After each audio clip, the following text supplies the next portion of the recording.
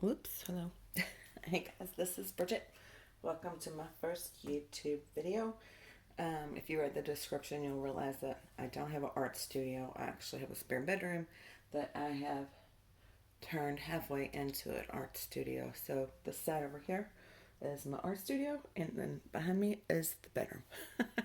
um, so you can kind of see my colors I've got going back there. To get started, um, if you're new to this, what I've learned from watching a lot of videos is um, if you have 5 colors, you could pretty much make any color you want. Um, red, blue, yellow, those are your primary colors. You can mix those together to get pretty much any color. And then the white and the black, add those to that, and then you can make any color you want. Um, and I did that at first, but I gradually purchased a little bit here and there over the time. But I would say to get started, you get some canvases at Walmart. These are both canvases from Walmart. I was going to do 4 pours today, but I'm too tired to do all that. By the time I've got all my paints mixed, these are just 7x14, so they're not very big. They're 2-pack stretch canvas. Now you'll see somebody talk about gallery wrapped, and they're just talking about the thickness here. These are not gallery wrapped. Gallery wraps are about an inch thick, and they're a lot nicer. Um, but if you're not making anything for a gallery, you don't need a gallery wrapped. Or if you're not making something, you know, super nice and you just want to play around, which is what I'm going to be doing today, let's get you some these, or like the cheap ones at Walmart.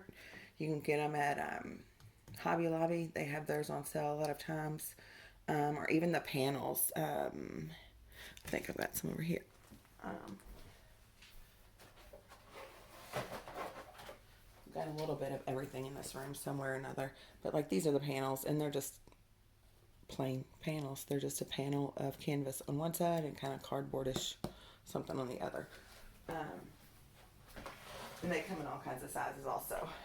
Um, so I also use, everybody talks about like a pouring medium to mix in with your paints to make them go a little bit further.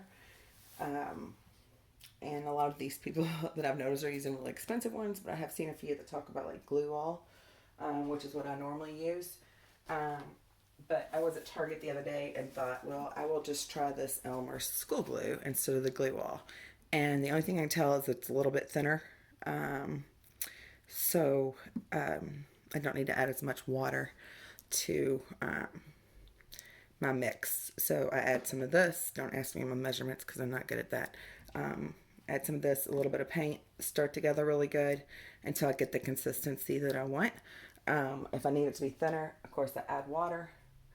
And you'll hear people talk about the mound on the mound, or it doesn't make a mound. I don't know if I can show this in this camera or not, but let me try. Where's my stick? There it is. But you can see how that leaves like a little, like a mound on a mound, and then it disappears. Sometimes it'll just go like completely in and you won't be able to tell it. Or people talk about how long it drips, and they're talking about like when you scoop it up and how long it runs off the stick. 1, 2, 3. So you want all your paint consistencies to be pretty much the same. So if you're doing it by the seconds and seeing how long it drips off the stick, check all your paints that way. If you're doing it like the mound on the mound like that, you just want to make sure that they're all about the same. Because if not, paints will sink, and then the ones you want to show will be sunk, and you'll just see the lighter ones. If that made any sense, but it will if you start pouring. So I have a gold, silver, a white, and I mixed up a big thing of white. I don't know. I mixed it up in this thing right here the other day so that I could just pour it out and use it. And then here it's thick in case I wanted to do a different type of pour. You can always thin it. You can't usually thicken it. So I put it in this big, my biodegradable cup that I brought home, I think from Skyline one day.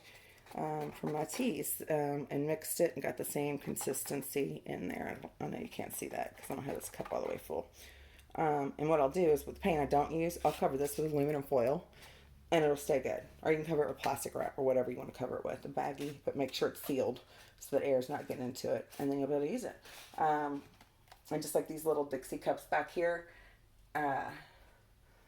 I used these the other day on a pour, and I have little pieces of foil that I put over them, and I was able to use them today. I save all my jars. Actually, my husband does. So big thanks to Steve, who started saving all these jars, and now I have an abundance of jars underneath this table, along with a bunch of other stuff. And so you can mix up a lot of paints ahead of time, and then when you feel like coming in here to paint, they're already mixed up.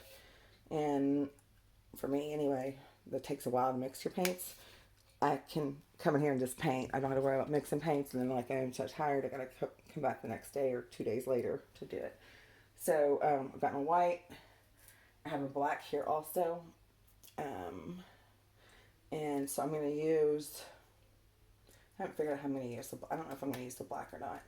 You can see where I wiped off one of the sticks in here. But do keep your things like this if it comes in a pack and you have a little square. And that way when you're moving your paints around your canvas, you can always put it on here like this. And see how that creates a little corner. So it saves your paint. So you can really use less paint on your canvas. And you don't have as much paint on your pads. I do have silicone pads, but they are covered in paint, and right now they're out in a bucket outside, trying to soak some of the paint off. But for right now, so I'm just using puppy pads. So I suggest you get some puppy pads. Me, I have covered. I'm going to try to just tilt this thing back, see how I do. I don't know if I can do it or not. Let's see if I can waste some of this. So you can see that I have my whole wall covered in plastic. I can get it back there for. So that's covered in plastic. Here's a bookshelf I got at Walmart. Pretty cheap. And I have all my paints on there. This was a cheap table that I picked up at Ross. So I keep extra supplies on there. And I kid you not when I say I have stuff underneath these tables. So hopefully my dogs don't freak out. They're in here with me. And that tripod just went over their beds. Usually they're in the bed, but I brought their beds in here to see if they